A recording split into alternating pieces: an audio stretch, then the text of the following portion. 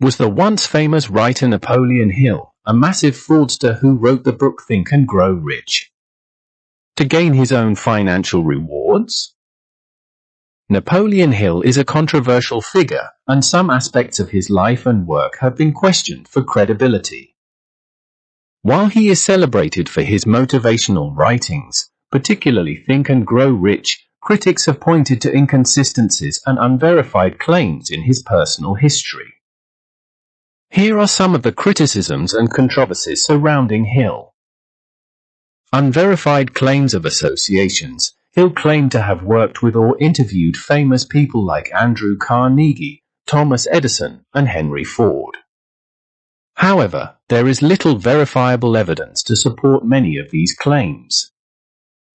For example, no concrete evidence exists that he ever met Carnegie, despite his assertion that Carnegie commissioned him to interview successful people. His inconsistent life story contains discrepancies and exaggerated achievements. He claimed to have held prestigious positions and to have accumulated significant wealth, but he struggled financially at various points in his life. Napoleon Hill faced legal trouble multiple times, including fraud accusations and charges related to fraudulent business ventures. He was involved in several failed businesses and schemes throughout his life, which led some to view him as a conman. Questionable success. Hill's own financial success was sporadic, and he struggled financially even after the publication of Think and Grow Rich. This has led some critics to question his authority on the subject of wealth and success. While Napoleon Hill undoubtedly inspired millions through his self-help books, his legacy is mixed, with some viewing him as a visionary and others as someone who embellished his life story and achievements. Moreover, Napoleon Hill was a controversial figure and accused of fraud, and modern historians doubt many of his claims, such as that he met Andrew Carnegie and that he was an attorney. His real name, Oliver Napoleon Hill, was born in October 1883 and died in November 1970. Although he was an American self-help author, he is best known for his book Think and Grow Rich, published in 1937. To his credit, this book became among the best-selling self-help books of all time. Hill's works insisted that fervid expectations are essential to improving one's life. In fact, most of his books are promoted as expounding principles to achieve success. Napoleon Hill was born in a one-room cabin near the Appalachian town of Pound in southwest Virginia. His parents were James Monroe Hill and Sarah Sylvania Blair, and he was the grandson of James Madison Hill and Elizabeth Jones. His grandfather came to the United States from England and settled in southwestern Virginia in 1847. Perhaps Napoleon Hill learned to be a fraudster from his father, who became a self-taught dentist, at first unofficially, and then later gained a license where he practiced dentistry. To understand his principles, we have to look at Napoleon Hill's upbringing. His father, James Monroe Hill, was born in 1861 and lived in rural Wise County, Virginia. He worked as a farmer and a local blacksmith, and he faced challenges throughout his life, including the early loss of his wife, Sarah Sylvania Blair, when Napoleon was just 9 years old. This loss had a significant impact on the Hill family, leading to difficult times for Napoleon and his siblings. After Sarah's death, James Hill remarried a woman named Martha, whom Napoleon referred to as Mother Blair. She became a positive influence on young Napoleon, encouraging him to pursue education and self-improvement. Martha's support was essential to Napoleon's development, as she reportedly fostered his interest in reading and self-study. James Hill was a strict and traditional man, and he and Napoleon had a somewhat strained relationship, particularly during Napoleon's youth. His father's traditional values contrasted with Napoleon's desire to leave the rural environment and pursue bigger dreams. This tension might have contributed to Napoleon's ambition and his later writings on success, self-reliance, and personal growth. Overall, James Hill's influence on Napoleon seems to have been a combination of providing a disciplined, work-oriented environment while also being somewhat of an obstacle that Napoleon felt he needed to overcome to achieve his ambitions. It was said that Hill's stepmother, the widow of a school principal, civilized the wild child, Napoleon, making him go to school and attend church. At the age of 13, Hill began writing as a mountain reporter, initially for his father's newspaper. At the age of 15, Hill married a local girl who had accused him of fathering her child. The girl later recanted the claim, and the marriage was annulled. Early career. At the age of 17, Hill graduated from high school and moved to Tazewell, Virginia, to attend business school. In 1901, Hill accepted a job working for the lawyer Rufus A. Thayus, a coal magnate and former Virginia Attorney General. Author Richard Lynchman wrote that Hill received this job after arranging to keep confidential the death of a black bellhop whom the previous manager of the mine had accidentally shot while drunk. Hill left his coal mine management job soon afterward and enrolled in law school before withdrawing owing to a lack of funds. Later in life, Hill would use the title of Attorney of Law, although Hill's official biography notes that there is no record of his having actually performed legal services for anyone. In 1903, Hill married for the second time to Edith Whitman. In 1905, their child Edith Whitman Hill was born. Their marriage was a fraught one due to Hill's alleged abuse of his wife and daughter in addition to his infidelity. Failed business ventures and charges of fraud. Napoleon Hill relocated to Mobile, Alabama in 1907 and co-founded the Acre Hill Lumber Company. In October 1908, the Pensacola Journal reported that the company was facing bankruptcy proceedings and charges of mail fraud for purchasing lumber from outside Mobile, from other counties in Alabama and Florida, and selling it below cost, thereby failing to generate a return. His wife Edith filed for divorce in 1908. At the proceedings, Hill's friends and business partners testified to his affairs with prostitutes. In October 1908, the Pensacola Journal reported that the company was facing bankruptcy proceedings and charges of mail fraud for purchasing lumber from. It is sometime in 1908 that Napoleon Hill claimed his pivotal conversation with Andrew Carnegie happened. However, the existence of such a meeting is a point of contention amongst Hill biographers. Following the exposure of his fraud in Alabama, Hill fled to Washington, D.C., where he dropped Oliver as his first name and began going by Napoleon Hill. In 1909, he founded the Automobile College of Washington. The college assembled cars for the Carter Motor Corporation, which declared bankruptcy in early 1912. Students were not paid for their labor. During April 1912, the automobile magazine Motor World accused Hill's college of being a scam and derided its marketing materials as a joke to anyone of average intelligence. Following the bankruptcy of the Carter Motor Corporation, Hill pivoted the organization to teaching people how to sell cars rather than make them. Students were incentivized to themselves sell Automobile College of Washington courses on which they would earn a commission. In practice, the focus was on signing up more students, not in learning how to sell cars. In this form, it resembled a modern multi-level marketing company. During June 1910, Hill married Florence Elizabeth Horner, with whom he had 3 sons, James, born in 1911, Napoleon Blair, born in 1912, and David, born in 1918. Hill would postpone their honeymoon until 1919. Horner was in high school when they met and was from a wealthy West Virginia family.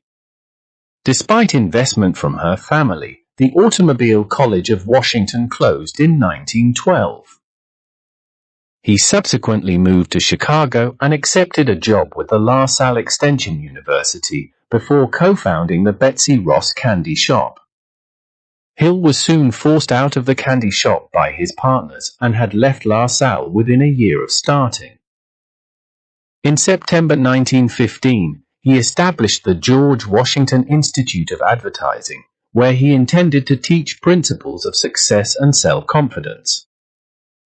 On June 4, 1918, the Chicago Tribune reported that the state of Illinois had issued 2 warrants for his arrest, charging him with violating blue sky laws by fraudulently attempting to sell shares of his school at a $100,000 capitalization, despite the schools possessing assets appraised only at $1,200.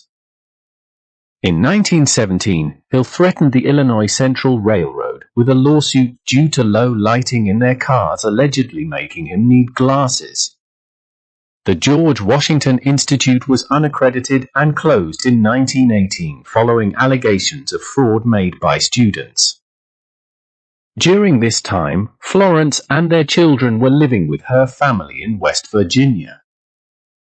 Following the closure of the George Washington Institute, Hill embarked on other business ventures, among them the personal magazines Hill's Golden Rule and Napoleon Hill's magazine.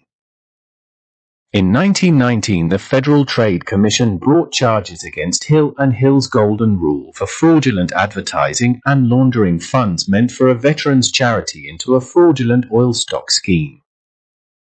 Hill claimed that it was in 1918, following the collapse of GWI, that Woodrow Wilson personally reached out to Hill for his help winning the First World War.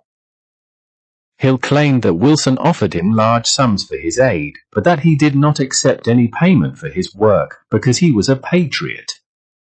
He claimed that he was so important and involved in the war effort that he had the power to veto the president.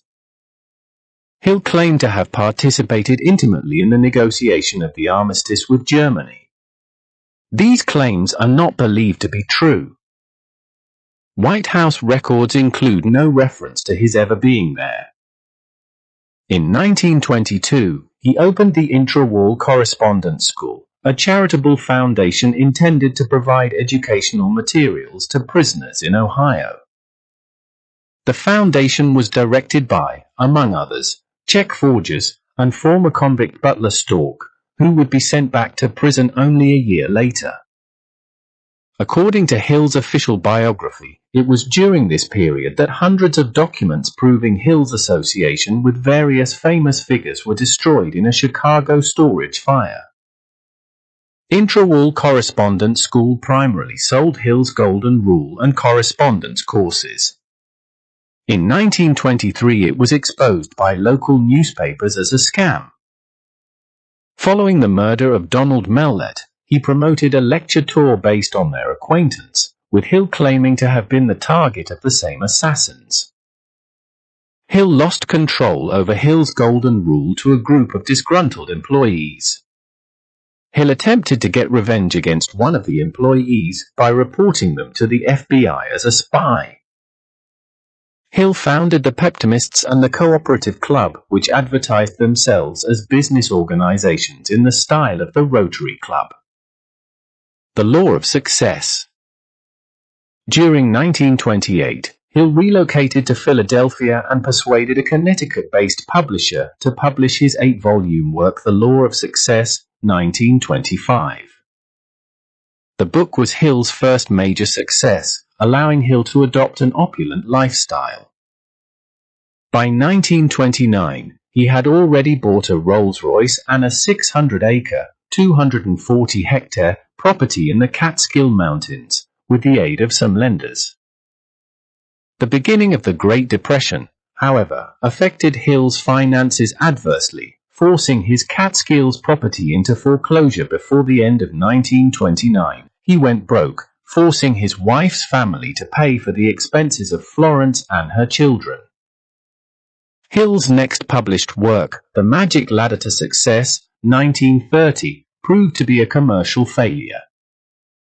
During the next few years, Hill traveled through the country, returning to his habits from the prior decade of initiating various short-lived business ventures.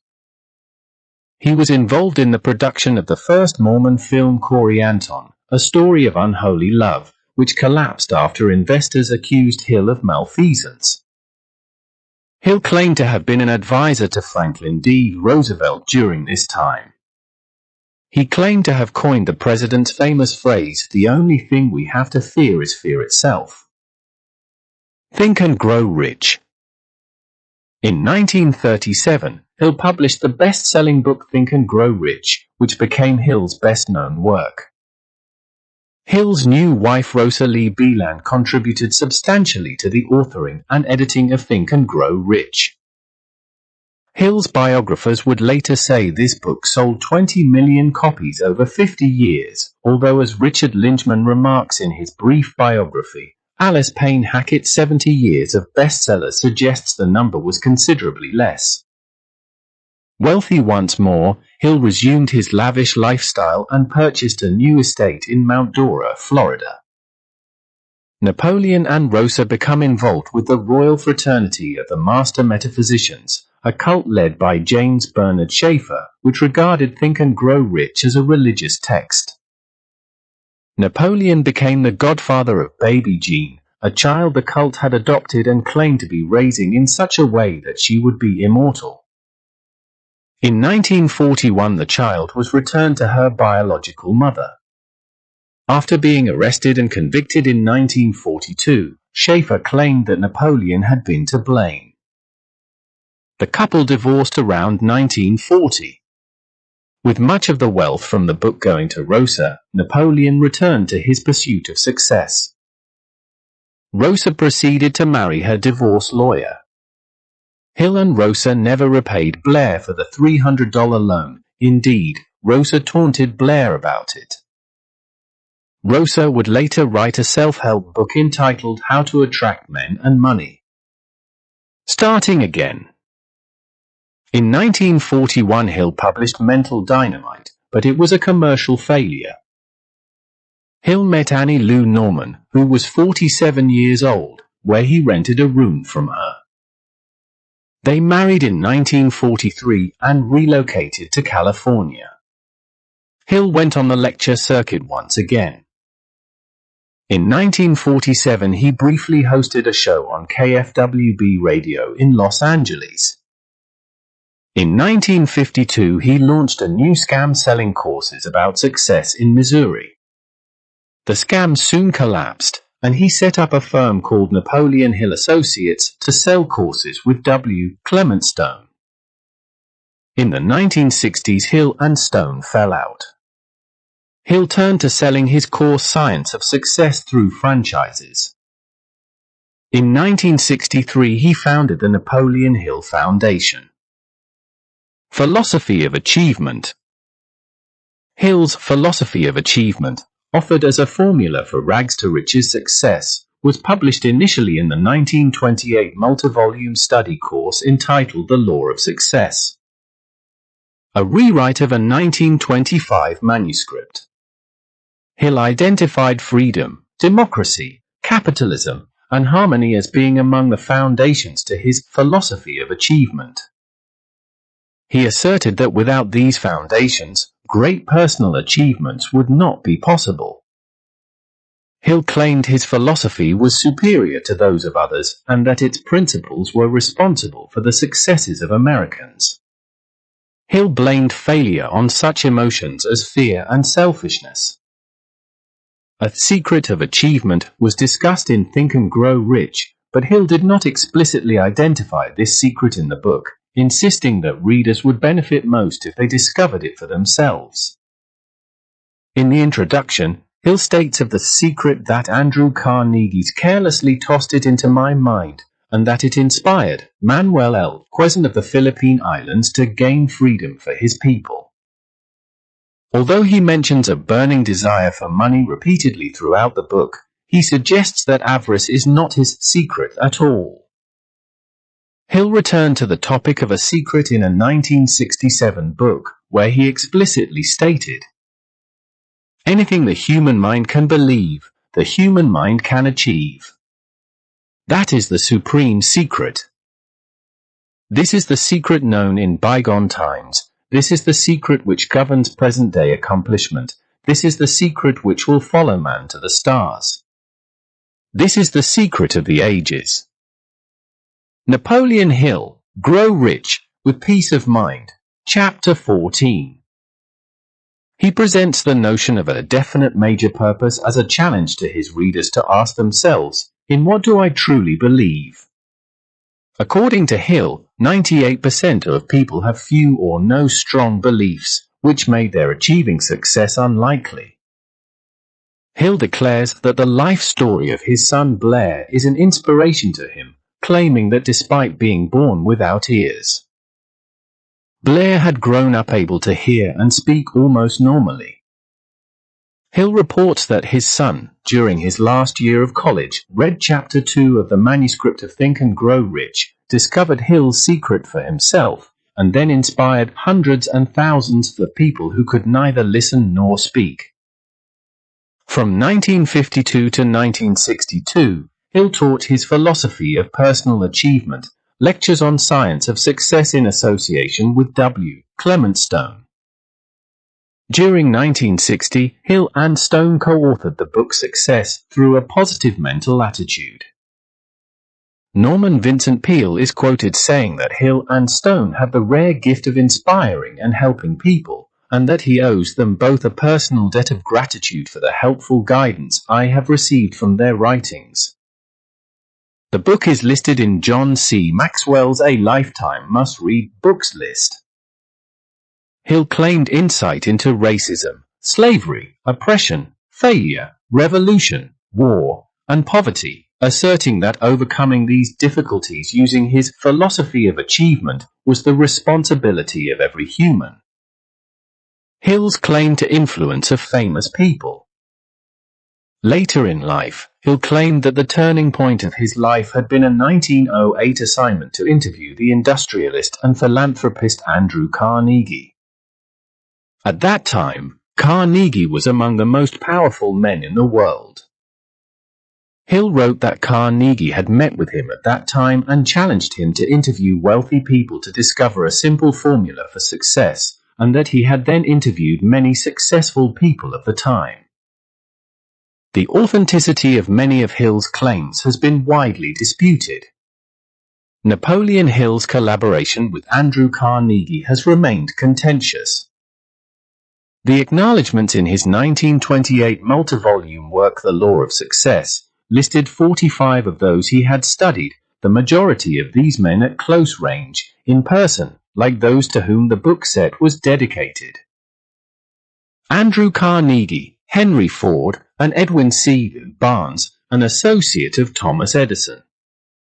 Hill reported that Carnegie had given him a letter of introduction to Ford, who Hill said then introduced him to Alexander Graham Bell, Elmer R. Gates, Thomas Edison, and Luther Burbank. Endorsements for The Law of Success were allegedly sent in by William H. Taft, Cyrus H. K. Curtis, Thomas Edison, Luther Burbank, E. E. M. Statler, Edward W. Urbach, and John D. Rockefeller.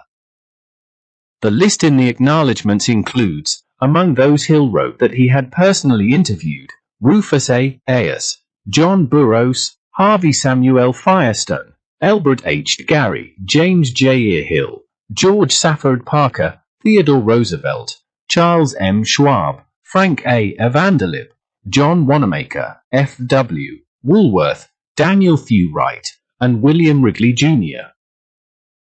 Aside from these, Hill's other claims have been called into question.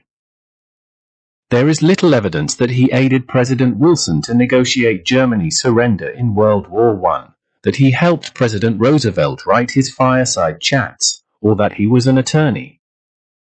There are no known records of Hill's meetings with the famous men he claimed to have interviewed besides for a brief photo op with Edison.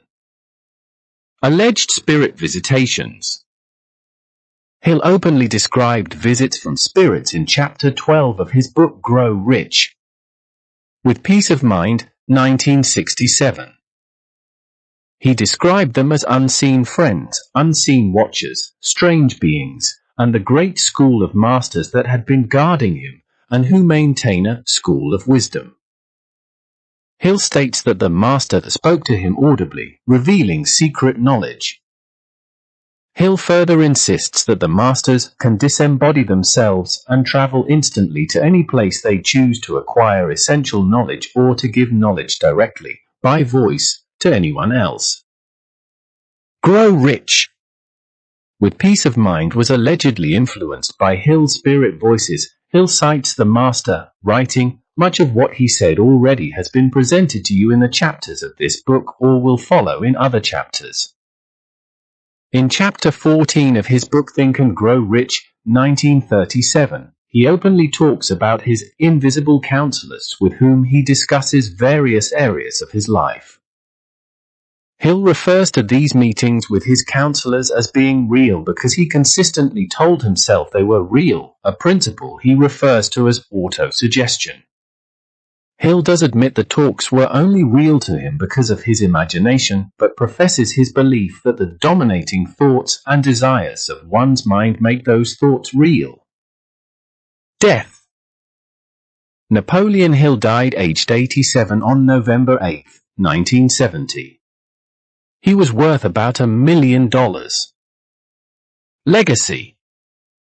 Hill's works were inspired by the philosophy of New Thought and the writings of Ralph Waldo Emerson and are listed as New Thought reading.